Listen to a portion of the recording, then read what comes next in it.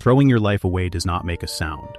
It is just a pen scratching on cheap paper, while the man who slept with your wife stands behind her, checking his gold watch because he has a lunch reservation. "Sign it, Marcus," Elena said. Her voice did not have a tremor in it. She looked at me from under her perfectly styled dark hair, wearing a designer trench coat I had never seen before.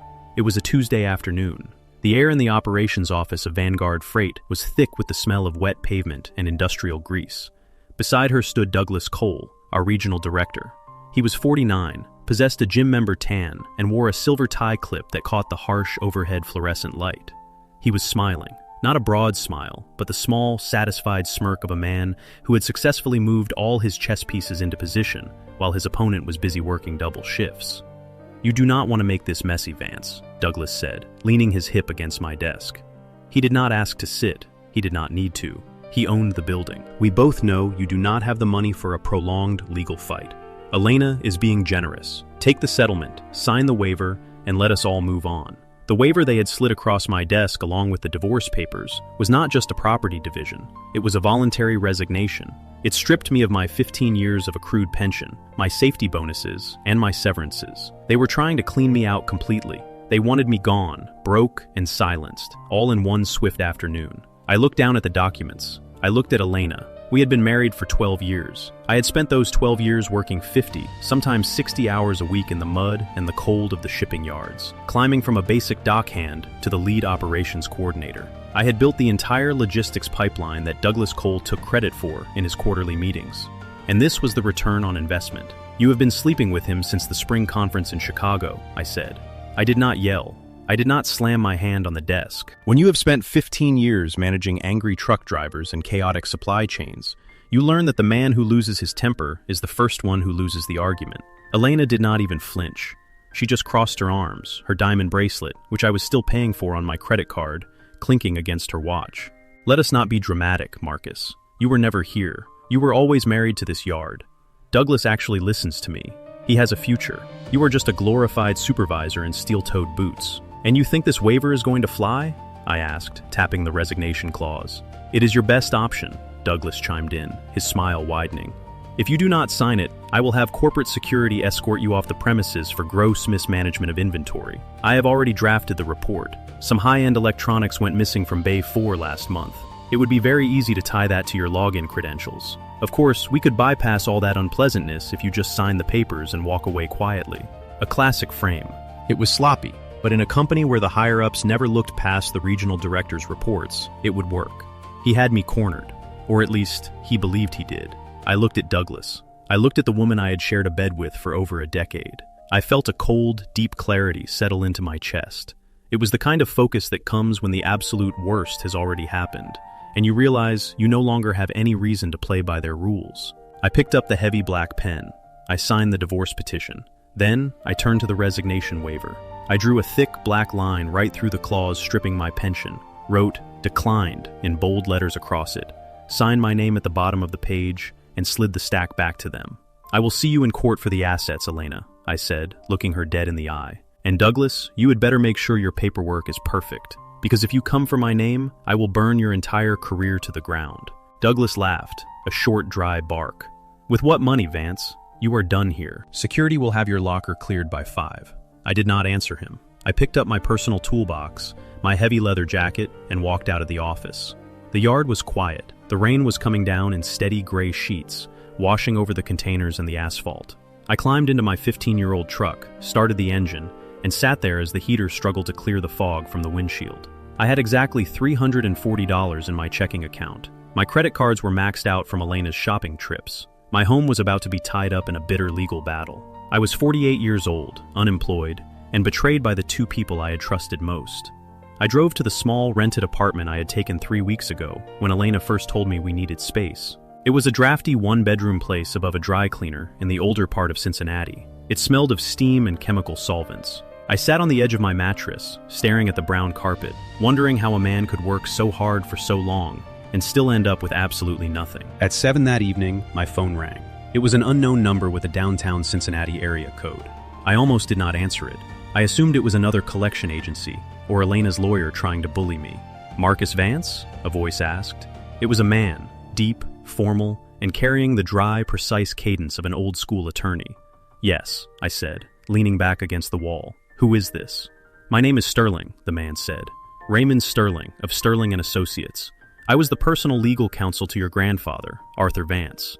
I sat up a little straighter. My grandfather. He was a man who had existed only as a shadow over my childhood.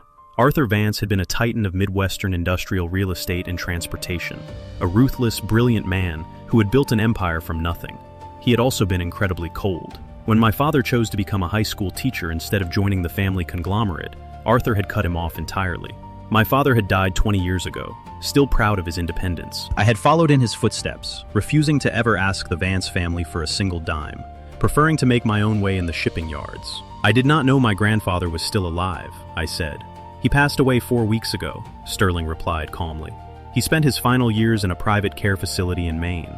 He was 92. Before his passing, he instructed me to locate you. He had been keeping track of your career, Marcus. Quite closely, in fact." "He was?" "Indeed. He liked the fact that you did not beg. He liked that you started at the bottom of the docks and built a reputation for efficiency without using his name. He said it reminded him of himself before the money made everyone around him soft. I have some documents that require your immediate attention. Can you be at my office tomorrow morning at 9? "Where is your office?" "The Great American Tower, 32nd floor," Sterling said. "Please dress comfortably.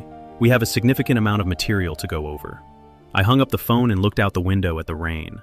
The world is a strange place. One door slams in your face so hard it breaks your nose, and another one opens in the middle of a skyscraper downtown.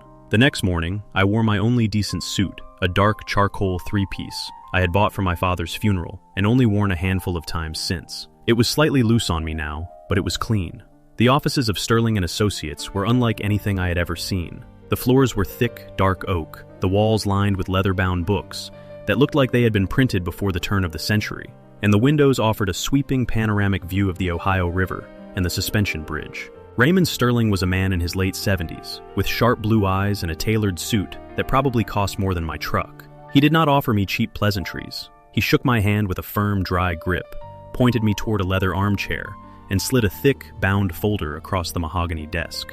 "Your grandfather was a complicated man, Marcus," Sterling began, adjusting his spectacles.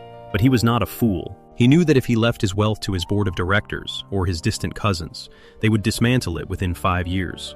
He wanted someone who understood the actual sweat that goes into earning $1. I opened the folder. The first page was a summary of assets. I had to read the numbers 3 times before my brain could process the commas. "The total valuation of the Arthur Vance estate," Sterling said, watching my face, "is approximately $380 million in liquid trusts, municipal bonds, and real estate holdings." I felt the air leave my lungs. 380 million. "That is not all," Sterling continued, turning a page for me. "His primary corporate asset was a majority controlling interest in Vance Global Infrastructure.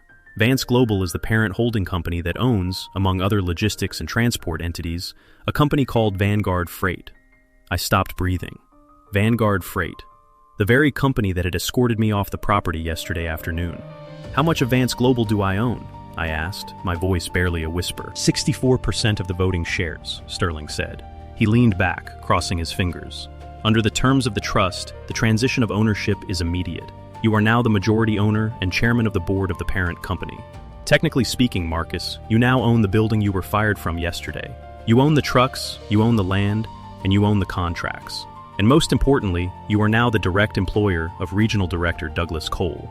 I sat in that high-backed leather chair for what felt like 10 minutes, staring at the river below. The irony was so heavy it felt physical. 24 hours ago, I was figuring out how to buy groceries without my card declining. Now, I held the entire professional existence of the man who had ruined my marriage in the palm of my hand. I looked up at Sterling. "Does anyone at Vanguard Freight know about this yet?" "No," Sterling smiled. "The transition documents were processed through our Delaware offices. As far as the operational managers are concerned, Vance Global is undergoing a routine leadership transition following Arthur's passing. They have no idea who the new majority shareholder is. They only know that a representative of the parent company will be conducting a full operational review in 90 days. 90 days, I murmured. "We can accelerate that if you wish, Marcus. You have the authority to call an emergency board meeting tomorrow and fire them all." "No," I said. A cold, steady tide of tactical focus washed over me. "I do not want to accelerate it. If I fire Douglas Cole now, he walks away with his severance. He finds another job. He and Elena take whatever they can from our divorce, and they blame his termination on corporate politics. I want him to think he won. I want him to get comfortable. I want him to make every single mistake he has been wanting to make. Sterling's eyes gleamed with approval.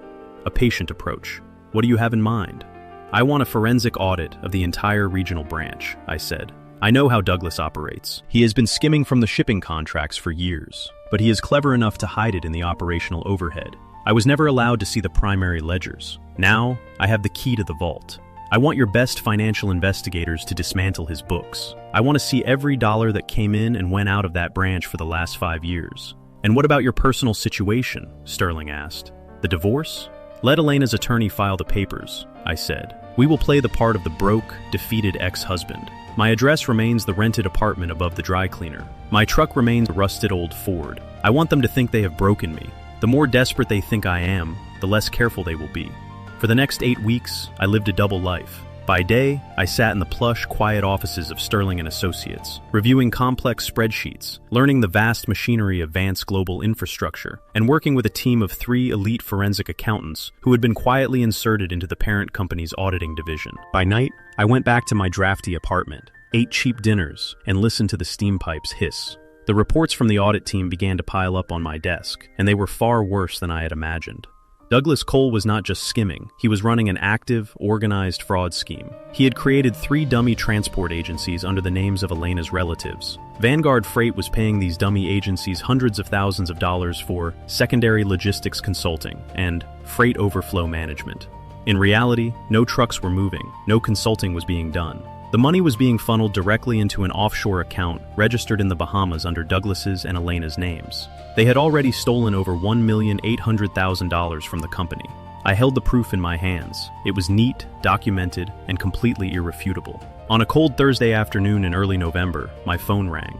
It was Elena. I had not spoken to her since the day in the break room. Marcus, she said, her voice dripping with artificial sympathy. I am just calling to see if you are ready to sign the final property agreement. My attorney says you have been dragging your feet. I have been busy looking for work, Elena, I said, making my voice sound tired, slightly gravelly. It is not easy finding an operations job when your former boss blacklists you in the district. A short, sharp silence on the other end. She was enjoying this. I could feel her satisfaction through the speaker. Well, that is just how the industry works, Marcus, she said, her tone hardening. You should have thought about that before you made a scene. Douglas has a lot of influence. If you sign the agreement and waive the marital home, I might be able to convince him to let you back on the docks as a basic supervisor. You would at least have a steady paycheck. That is very generous of you, I said. We are moving into the house next month, she continued, completely ignoring my tone. Douglas is selling his condo. We are putting in that deck I always wanted in the backyard. It is going to be beautiful. You really should just sign the papers and let us both start over. I looked at the audit folder on my desk. The Bahamian bank statements were open right in front of me, showing a transfer of $84,000 from Vanguard Freight to her brother's shell corporation just last week. I will think about it, Elena, I said. Do not take too long, she warned. The court date for the temporary support hearing is next Friday. If you do not sign by then, we will take your remaining retirement accounts, and you will be left with nothing but that rusted truck. I hung up the phone. I looked across the desk at Sterling, who was quietly sipping his tea. Are we ready? I asked. The forensic report is fully verified, Marcus, Sterling said, tapping a red leather binder. The board of directors of Vance Global has been briefed on the transition. They have approved the executive restructure. The annual regional operations summit is scheduled for next Tuesday at the Westin Hotel downtown. Douglas Cole is slated to receive the Regional Manager of the Year award. I stood up, adjusting my cuffs. Then let us make sure he has an audience. The Westin Ballroom was packed with over 150 people on Tuesday morning. Terminal managers, logistics directors, dispatch coordinators, and major regional clients were all seated at round tables covered in white linens. At the head table sat Douglas Cole, looking radiant in a bespoke navy suit, with Elena beside him in an emerald green dress that probably cost 3 months of my old salary. She was laughing, sipping champagne, her hand resting on his arm. They looked like the undisputed king and queen of regional logistics. I stood in the back of the room, near the AV booth, watching them through the crowd. I was wearing a new charcoal suit, tailored to perfection, my hair cut clean, my boots replaced by polished Italian leather. The master of ceremonies took the microphone, his voice echoing through the sound system. Ladies and gentlemen, if I could have your attention, please. Before we begin our regional reports, we have a very special announcement. As many of you know, Vance Global Infrastructure recently underwent a major transition following the passing of our founder, Arthur Vance. Today, we are honored to introduce the new majority owner and chairman of the board of Vance Global, who has flown in to personally address our regional leadership. Please welcome Mr. Marcus Vance. A collective murmur ran through the room. The name Vance was legendary in the company, but nobody had ever met Marcus. At the head table, Douglas Cole's smile froze. I watched the color drain from Elena's face in a single, terrifying wave. She looked at the podium, then turned her head toward the back of the room, her eyes scanning the crowd until they landed directly on me. I walked down the center aisle. The room was dead silent. My steps were measured, unhurried, and completely deliberate. As I passed their table, I did not stop. I did not look at them. I walked straight up the stairs to the stage, took my place behind the mahogany podium, and looked out over the crowd. "Good morning, everyone," I said, my voice carrying clearly through the speakers. "I know many of you have worked for this company for decades. You have built its reputation on hard work, sweat, and late nights. I know that because I spent 15 years doing exactly the same thing. I know what it is like to work a 12-hour shift in freezing rain. I know what it is like to wonder if your pension is secure. And I know what it is like to have your dedication exploited by those who sit in air-conditioned offices." I pressed the remote in my hand. The massive projection screen behind me came to life. Instead of the quarterly performance slides Douglas had prepared, the screen displayed a giant, high-resolution copy of a bank statement from the Bank of Nassau, Bahamas.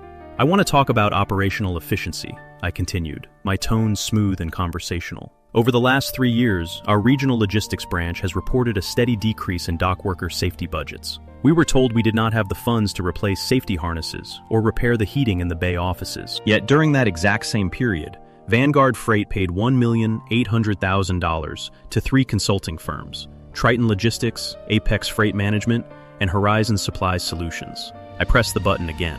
The screen changed to show the corporate registration filings for the 3 dummy corporations. "These companies," I said, "have no offices, no employees, and no trucks. They are registered to a residential address owned by the brother of our regional director's partner, Elena Vance. And the funds paid to them were systematically transferred into this offshore account, owned jointly by Douglas Cole and Elena Vance." The ballroom erupted into a low, chaotic roar. People were leaning over tables, whispering furiously, staring at the screen, then turning to look at the head table. Douglas Cole stood up so fast his chair fell backward, clattering against the floor. "This is a lie!" he shouted, his face turning an angry purple-red. "This is a personal vendetta. Marcus Vance was fired from my branch for incompetence. He is using fabricated documents to attack my reputation." I did not raise my voice.